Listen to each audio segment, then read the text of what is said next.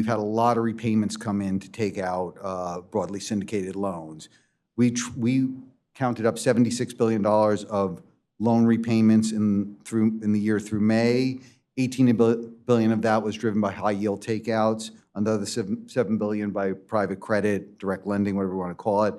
And then $15 billion of it was from the XAI transaction. So a lot of repayments came in, and given the excess of repayments over M&A-driven volume, it's no surprise that if we look at the principal amount of index outstandings that JP Morgan tracks, it's barely moved this year. We're tracking it up $15 billion.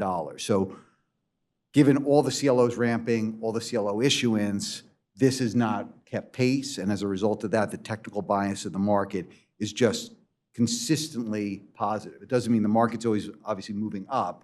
Macro factors intrude, people get concerned, all of that happens, and happened in March for sure, and maybe a little bit in the last couple of days, but the underlying technical bias in the market remains strong, and I don't see a way that changes unless we get either more volume coming in as far as new issue collateral, or there's a real fall off in capital formation coming into the space.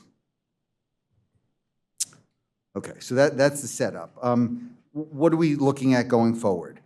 Well, the trend here is not favorable. So let me take a second to set this chart up. So if you look at the blue line, that is what we're tracking, a forward calendar, new issue collateral, broadly syndicated loans that haven't been launched yet. And you can see that number has come way off in the last couple of months after reaching a peak right around year end.